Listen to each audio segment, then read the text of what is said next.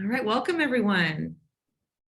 Welcome to our Monday installation of the NCN webinar series.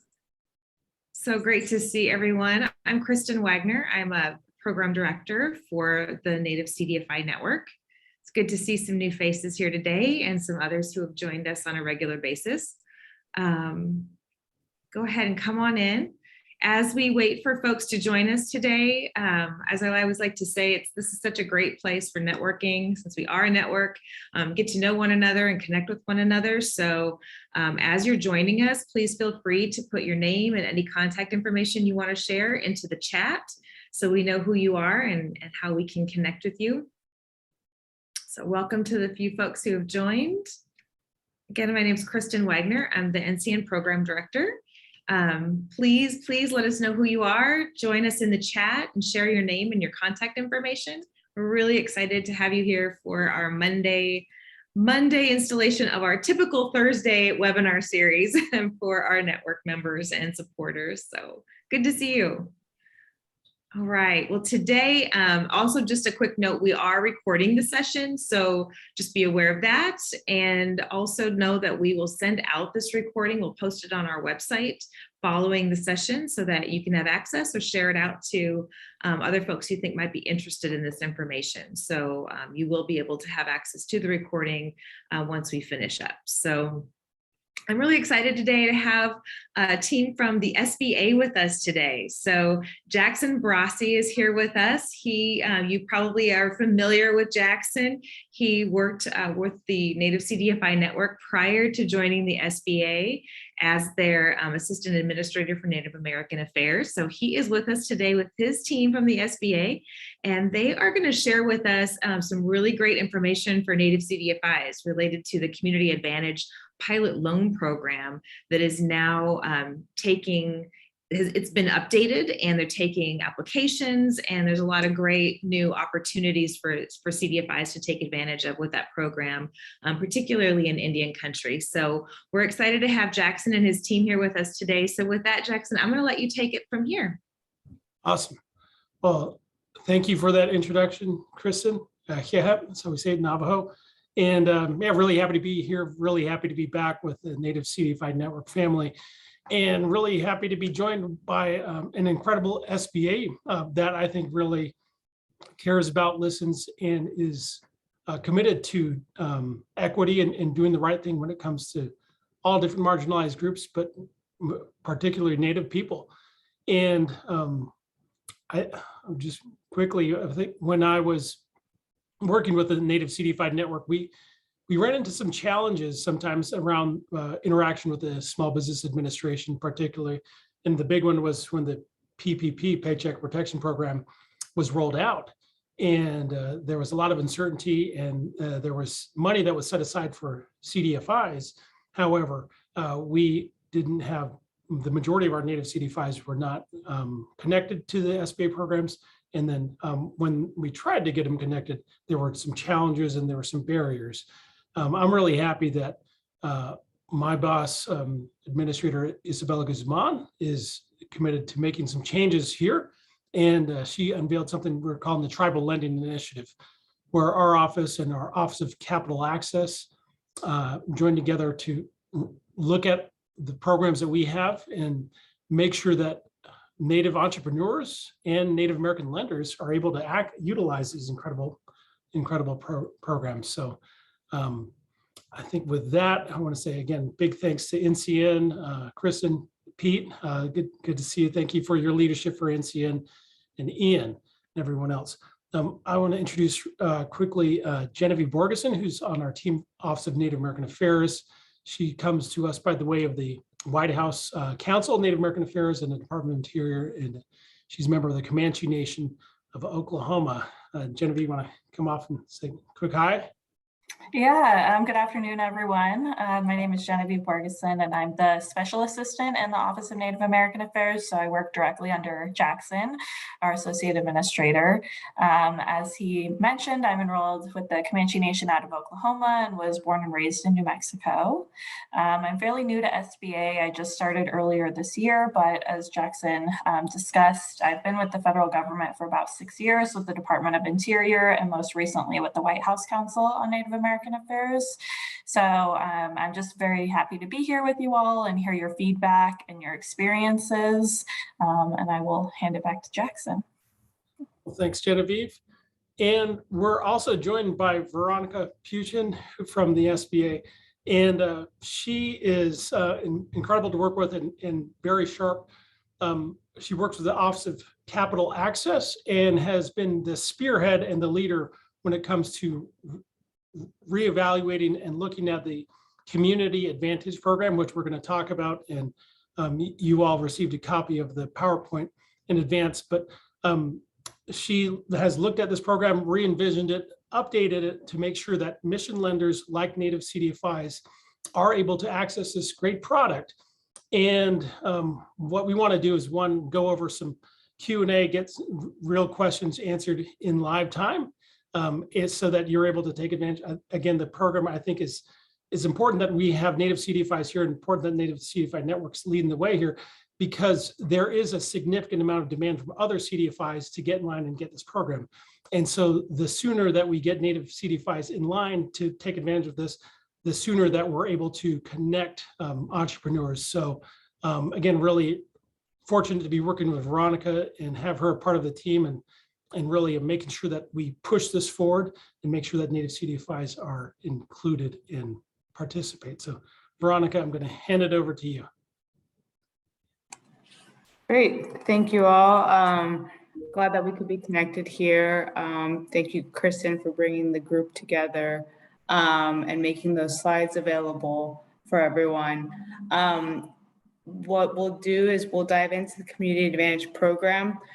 Before I go into the details, just a little context of where we're at. Actually, before I do that, can we have people pop into the chat if you're already familiar with the Community Advantage Program, say familiar, not familiar, exploring, applying or not, just to have a sense of where people's familiarity is with the program, and then I know how much detail to go into where.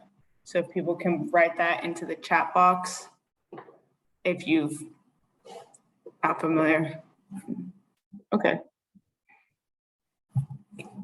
Have you all heard of the program, or this is the first venue that you're getting that information? I guess if we could put in the chat, heard of, not heard of, because that actually is helpful for us to know.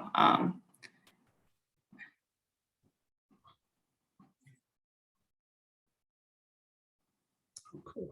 We had someone join us at the RES conference. Cool. Okay, great. So that's helpful context. As Jackson mentioned, this program itself is not new. What is new is that there are a variety of changes that the Office of Capital Access that we implemented in recent months. And the reason we did those changes, so we did a kind of comprehensive analysis of the program of what policy changes and process changes could make it, on one hand, more accessible for mission lenders, and on the other hand, be better structured for the nature of the work of mission lenders, so that mission lenders could do more loans via this program. And so obviously there were a lot of great ideas that came through that process. Not all of them can be implemented. Some things are out of the SBA's control. But what the SBA could do, we made those changes. Those are all live and in effect as of now, or as of May 31st, if someone's curious to know the exact date. One of the changes includes opening it up to more mission-based lenders to join. Until these changes were done, there was a cap on the number of lenders, and now it's been opened up to allow new lenders. So you can apply today as a CDFI. You can apply today to this program to become an SBA lender via the Community Advantage program. I'm going to walk through the program to give a little more information of what this entails. So the SBA's Community Advantage program, the focus of it and the whole purpose is to support smaller dollar lending to historically underserved communities. So the program is structured specifically for mission-based lenders. We know, and I'll just breeze through this because this group, obviously you're all you live and breathe this reality of kind of the capital gap and the lack of small business financing, particularly in smaller dollar loans to historically underserved communities. And so we already all know that that's a challenge. And so this program is a tool that the SBA has to support mission-based lenders, which would be everyone here. Any entity that's structured and legally recognized as CDFI qualifies. Let's go to the next slide. So the program is ultimately a loan guarantee program. So this is very important. People ask, does this entail the SBA providing funding? No, I just want to get that clarity so people know that is the microloan program where the SBA provides funding. This is on-tail funding. That being said, there obviously is still a benefit to lenders, and what that is there is a guarantee, a loan guarantee. Not only is that the benefit, but the guarantee can be sold on a secondary market. So that's kind of in summary, what the benefit. Everything else is process and policy. But I like to start up the top with what is the tool that benefits lenders so that you could all do more work, make your dollars go further. It's a guarantee that could be sold on a secondary market. That's ultimately the benefit here. So for the loans, they can be up to $350,000. The guarantee is 85% up to $150,000, 75% for greater than $150,000. As I mentioned before, the qualified lenders are mission lenders. That includes, I think everyone here is a CDFI, so that would include everyone here, but that also includes CDCs, participants of the microloan program qualify. I'll go through processing in another slide, but the collateral requirements, there are no collateral requirements up to 50,000 of loans of up to 50,000. And the interest rates depend on loan size, which are here. They're prime plus and then different rates. Lenders can also apply to offer a revolver line of credit if they already do that via this program.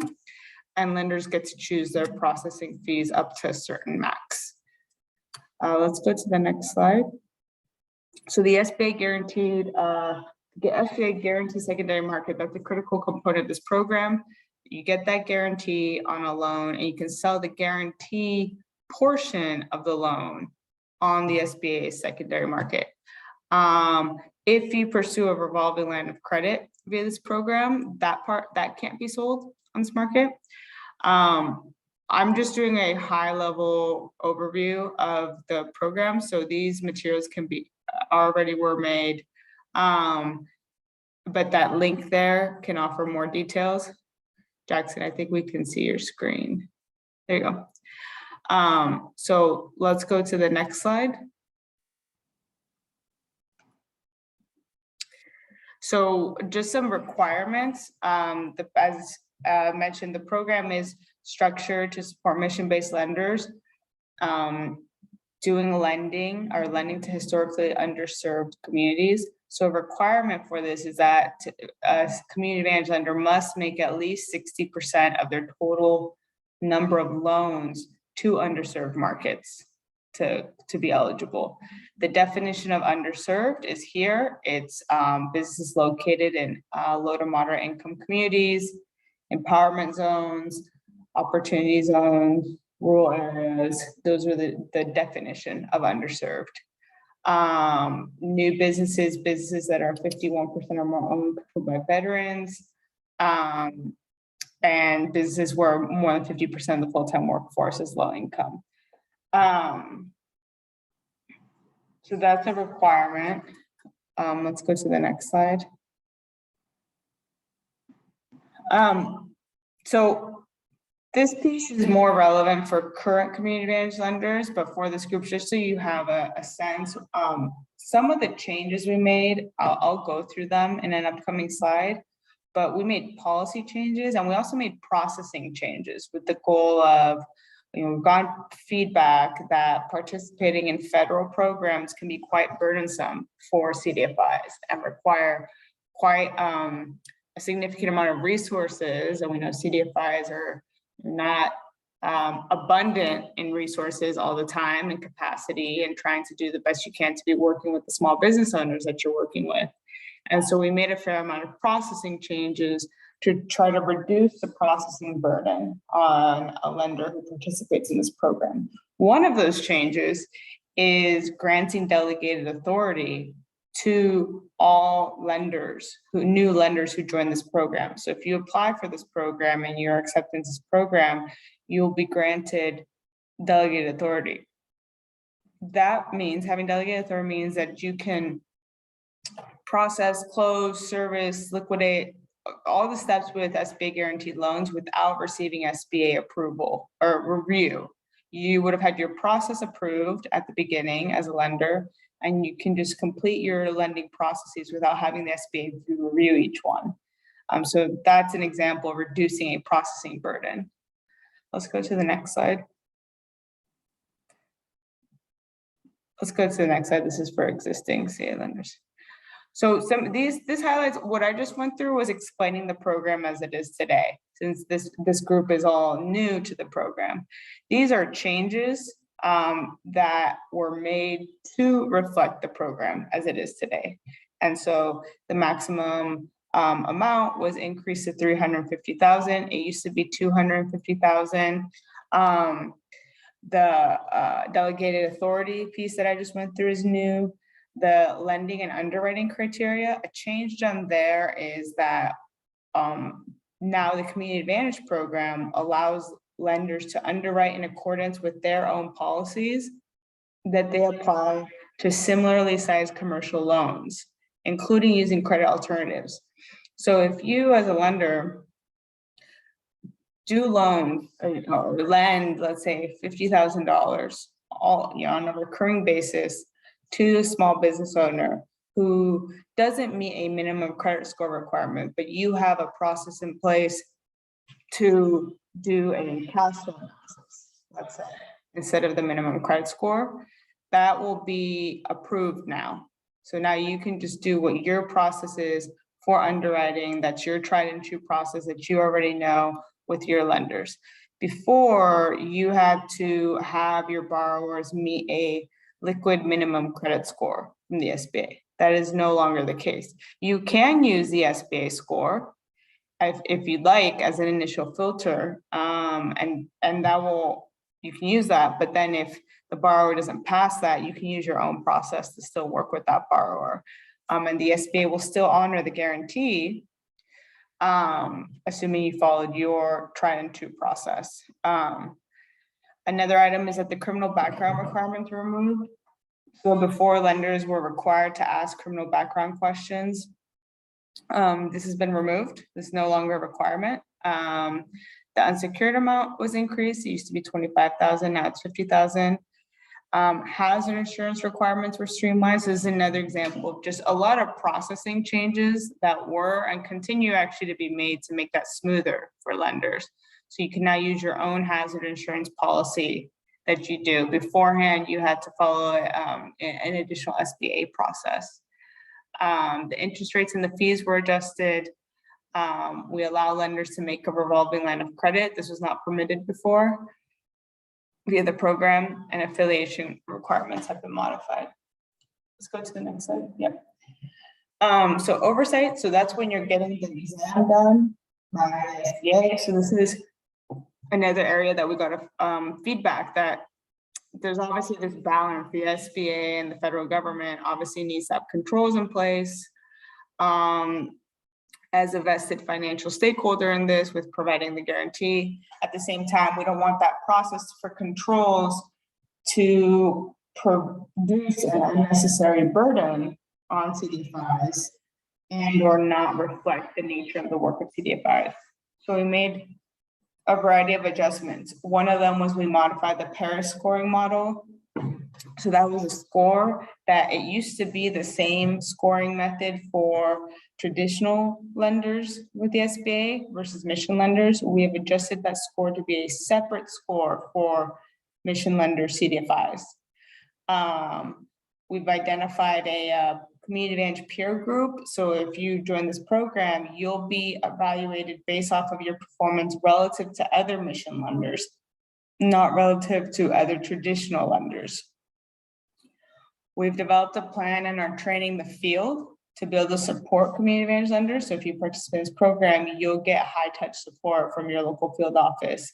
That's not what it is today. It will be significantly more because we are training personnel. We've identified personnel who will be part of that process of being able to support lenders, answer questions in the oversight process, et cetera. And we're developing online on-demand training for lenders that are participants of this program. Training that on one hand can help you make sure you're following all the protocols for the SBA, but also training that just strengthens your capacity as lenders. If we take a step back, right, the goal here is to support mission-based lenders to be able to do more loans, close that capital gap with underserved communities. And so the training is not just meant to be to make sure you're following the rules of the SBA. On one hand, yes, that, so that you don't have to dedicate so much personnel to figuring it out. On the other hand, it's also to build your capacity as a lender and just be investing in your tools and capabilities. Let's go to the next slide. So as I mentioned before, you can apply today. We have lenders applying today. There's a guide. So there's a community advantage guide that in an upcoming slide, I'll have that and I can drop the link. Yeah, it's there. That has a lot more detail on the program. These are all the sections it walks through. It has a lot more detail of what this would entail being a community advantage lender. What are the requirements and what does the application process look like? Before applying, it would be necessary to review that guide and have your entity's credit risk officer, your team that monitors and completes those processes review this to make sure you qualify. One thing I will highlight is that to be able to apply for this, the CDFI needs to have done at least 20 similarly sized commercial loans. So this is not a program for brand new CDFIs who are just starting their lending and have not done 20 yet. I just want to clarify that. We will go to the next slide.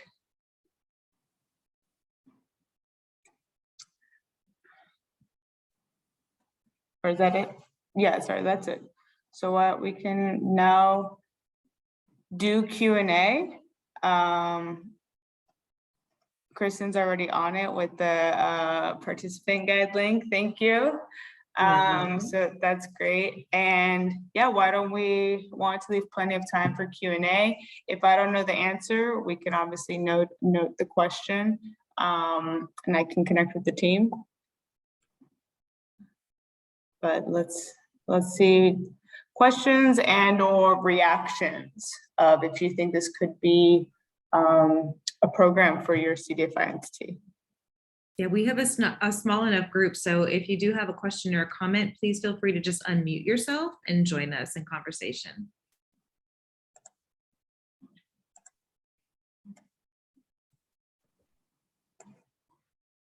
While folks are thinking, Veronica, if say if I'm a CDFI and I'm looking at both the community advantage and the micro lender program, can you tell us a bit about the difference there? Yeah, so as I mentioned before, the microloan program does entail grants or funding.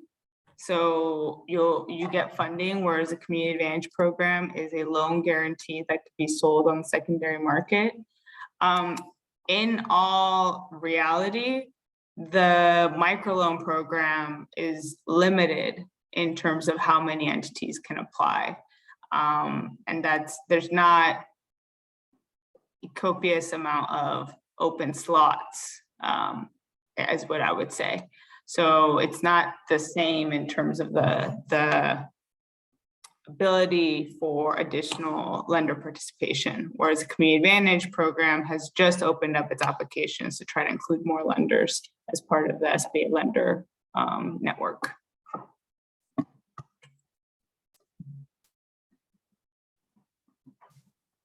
do have one comment that someone is very appreciative of the simplified reporting considerations. So I know I've been hearing about just like hesitation related to kind of the burden of reporting related to some of these opportunities. If you have any more details related to that you could share. Yes, well, so those changes will simplify it pretty significantly. The training will have a module on the reporting that will walk through step by step. We have to do this, you have to do this, you have to do that.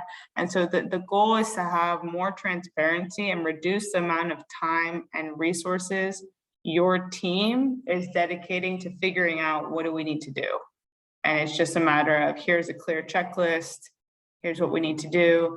And then having what I mentioned before, I'll emphasize the field support, having a go-to contact that you can sanity check that, look at the list, get kind of another pair of eyes from the SBA on that.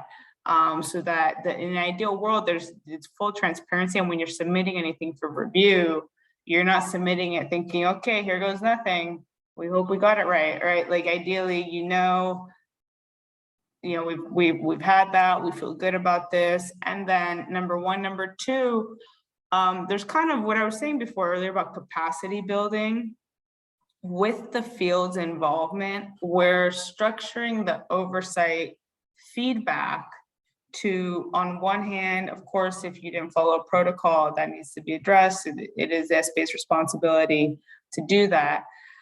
And beyond that, suggestions for improvement. So the suggestions will not be you're getting dinged or you're not going to get your guarantee or it's not that. It's supporting building the capacity of lenders, that you don't have, CDFIs don't have, in general, the same capacity as traditional banking. And so the SBA is trying to invest and support that. And so that field contact will be able to translate the oversight results from, hey, this is a ding, this is a red flag, we need to talk about this, versus this is not a red flag, this is a suggestion, let's talk about that. What does your team think about that, or how could this be improved? Tamara, I think you ought to jump in. I feel like you need to join this conversation. You seem a little excited about this.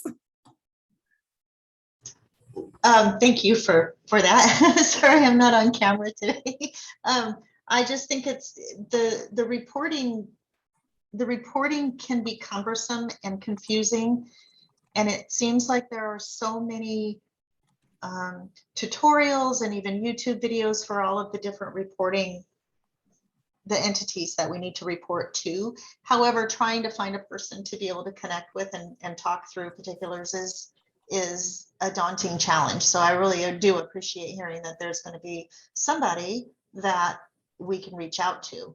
I'm not quite sure exactly where we fit in with being able to utilize this program, except that I'm thinking it's going to make our underwriting stronger, and there'll be maybe some better stories to tell for some of the people, especially in their startup businesses where they really do have something that looks viable and they've done a lot of work towards moving into trying to get their businesses started, but that lack of funding is such a barrier, and it's hard on our end as a small CDFI to approve larger business loans when that risk is there. So having some opportunity to put some guarantees into our underwriting will also help our loan committee make better decisions. And that's exactly, I'm glad you brought up, that's exactly the spirit of the program, that it's supposed to be able to provide that extra risk management so that loans that you might have not done not because you don't want to, just because the mechanics of it, the economics of it, the risk levels at a certain rate. And so this program can help reduce that for you. Are you, so CTLF, for you all, this might be of interest? I think it would be of interest. We do have funds for business lending. We're also pursuing potential participation loans for loans that are outside of our capacity. We've just kind of regenerized, that's not a word. We've come out of a tough time with COVID and lack of staffing.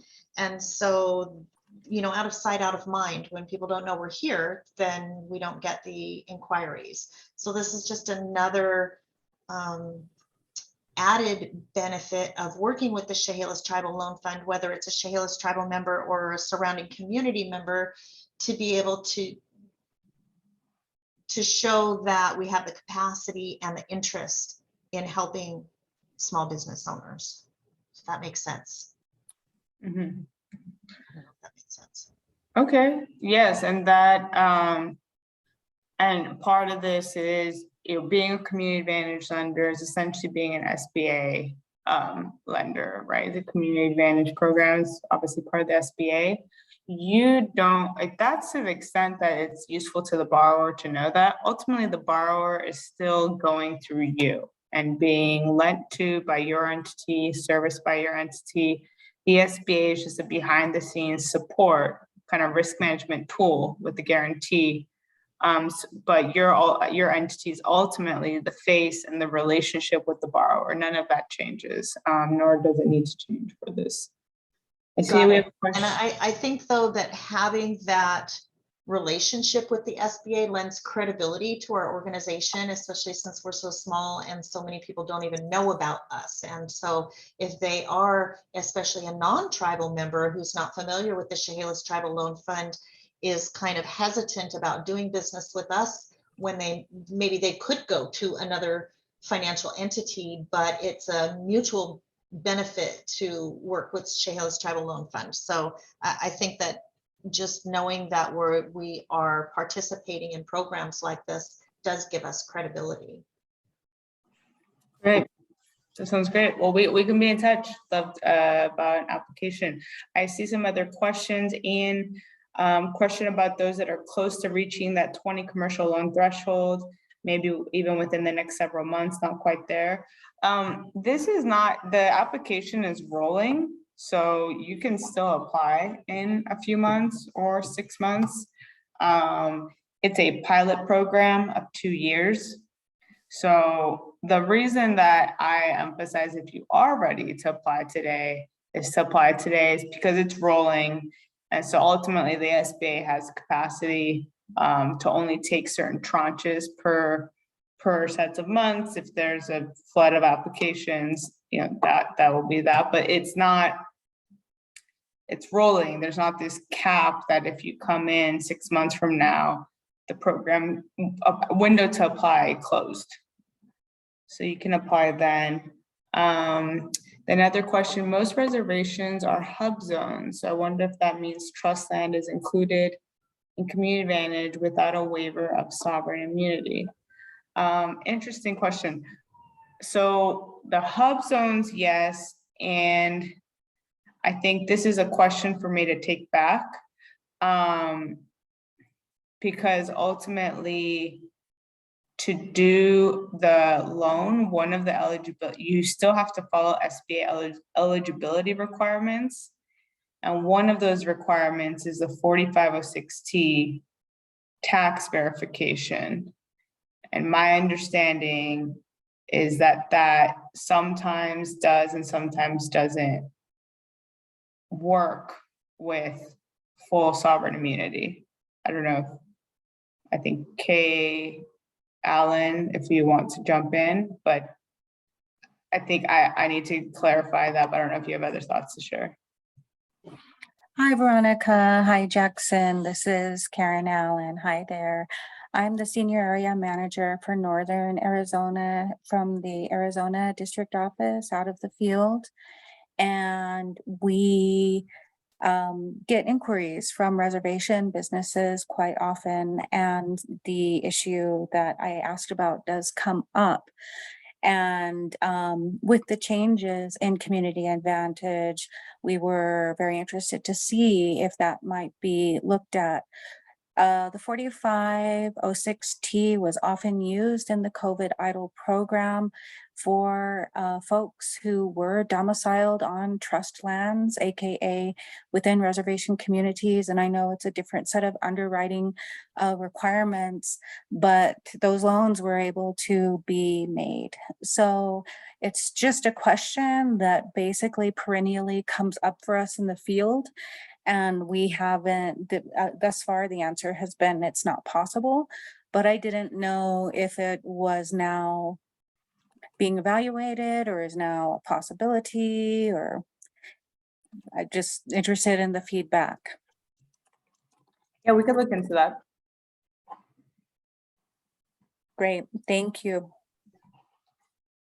I've got a question for you as Pete Upton. Has the SBA considered doing a department slash program slash set aside for Native communities and Native CDFIs so that we operate under a lower scrutiny, lower reporting to get us into the door of the SBA programs?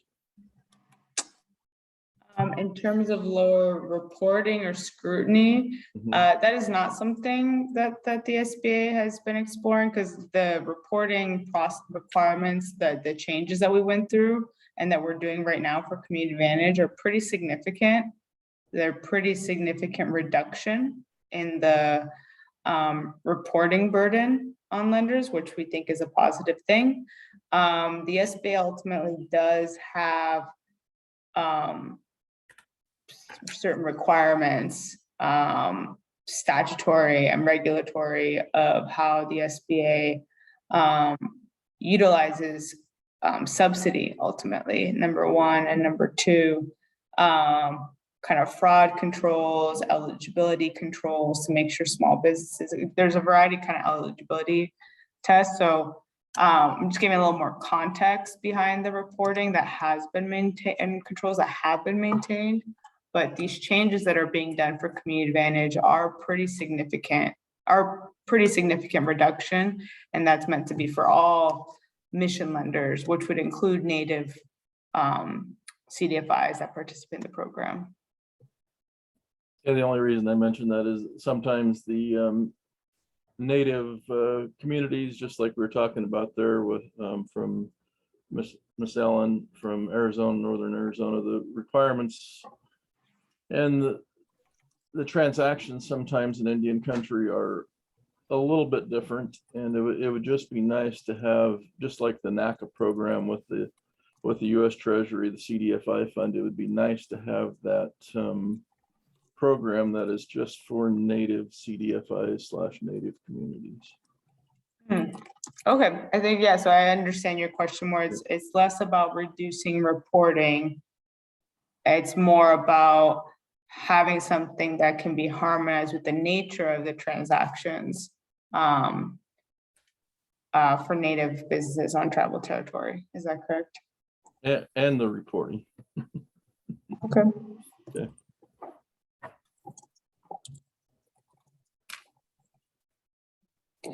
Hi, Veronica and Jackson. This is Karen Allen again. I just sort of wanted to build on what Pete had said because of, for example, special classes of Native entities, in particular, Section 17 corporations, which predate even the existence of the SBA, but it's a special type of organization for tribal organizations, and they enjoy all the benefits of being a federally recognized tribe. I think that's important. It comes up all the time. It comes up with the PPP. It came up with COVID EIDL. It comes up with Community Advantage and other 7A. It would be important to really look at why, that some of the very specific instances that Native organizations, including tribal organizations, and particularly Section 17 organizations have, and how lending needs to be able to take them into account, because otherwise they're excluded. They're completely excluded. And that means you're excluding tribal nations. So I just wanted to raise that issue as well. Thank you.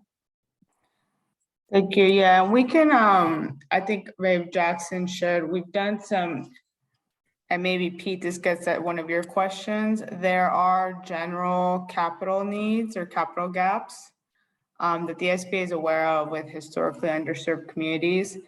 The SBA fully acknowledges that the Community Advantage Program will not single-handedly close the whole capital gaps and meet all the needs. There are limitations of the Community Advantage Program. The Community Advantage Program will not be the end-all be-all tool to meet all Native small business needs, and not just Native, just all underserved. And so we are, with the tribal lending initiative that the administrator announced, we will work on understanding and identifying tools and solutions for these different pain points and barriers. And right now, this is just Community Advantage is one tool that we have ready right now that we want to make sure Native CDFIs get to participate in where it does make sense. And then we're continuing as part of the initiative to identify other tools and solutions for pain points that the Community Advantage Program won't meet. That does not mean the Community Advantage Program doesn't meet some needs. And so there's not one program that will meet all capital needs. And the SBA acknowledges that. I think for our remaining time, just want to get a pulse of any lenders from this who, based off of this, are interested in exploring applying for the Community Advantage Program. I know some folks like Ian, you're newer, so waiting for the 20. Tamara, sounds like there was interest there. Any other folks?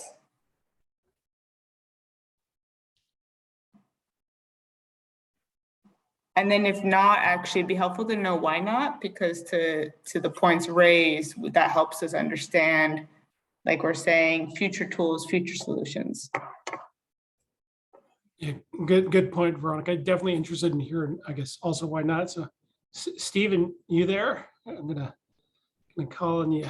I heard somebody from your office met with our folks out in Oklahoma. So yeah, I was trying to unmute and or find the chat feature to say that the Cherokee Nation, the Economic Development Trust Authority, we would be interested. We've looked at this once before and it just didn't work for us then, but maybe with some of the changes, we might be able to do it now. So we'd be very interested. Okay. So that's, sorry, what was the entity, the Cherokee Trust? Cherokee Nation Economic Development Trust. Is that right, Stephen?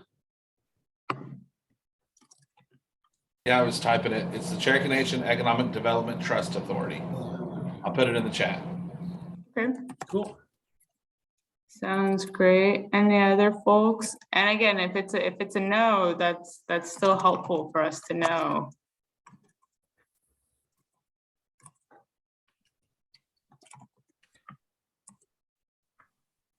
Cool.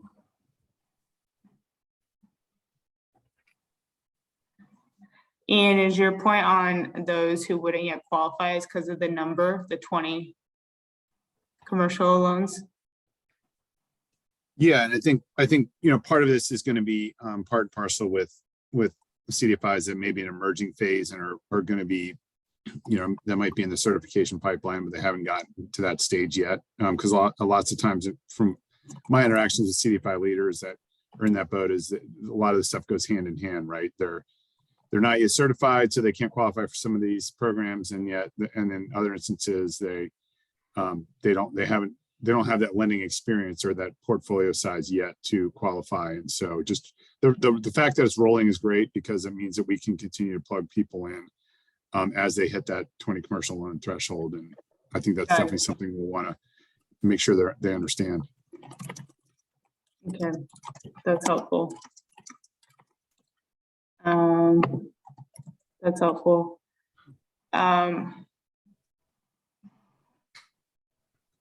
Okay, Tamara, your team also is not at the 20 yet, working towards that.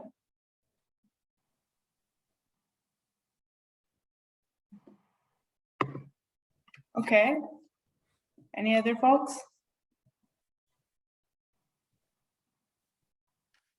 Yeah, not wanting to, Native 360 Loan Fund, we operate in Nebraska, Kansas, South Dakota, Iowa, and Missouri. And I would say the only thing that's holding me back is just there's easier avenues currently for us to get, loans guaranteed.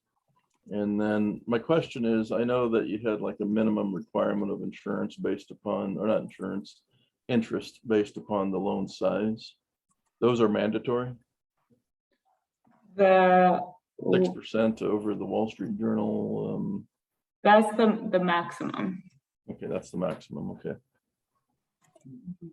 Yeah, for smaller native CDFIs like mine, I always look for the low hanging fruit and Yeah. What are the other options? Are these other federal programs? yeah, the BIA loan guarantee program, loan insurance program. Okay. And what about that is it less processing or anything else that makes that more appealing? Less processing, less reporting and things of that sort. And I guess my question is, if a loan defaults, is it just a no-brainer that you're going to guarantee it, or do you come in and you does the CDFI turn the loan over to you?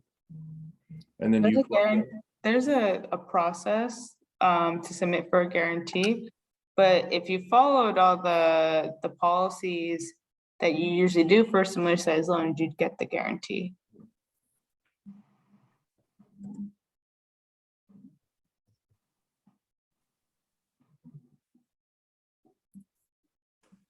And the kind of repair and denial rate is pretty small, meaning of loans that don't get guaranteed it's very, very small.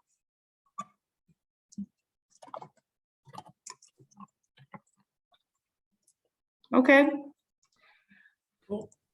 Well, if there are any lending entities or lenders that are exploring applying, please, I'm putting my email here. Please email me so that myself and also part of the field teams, as I mentioned, we're building up capacity with the field to be able to provide higher touch support. So please reach out if I acknowledge there's that 20 loan limitation, but if you meet that or interested, reach out, and we're happy to provide kind of support in the application process.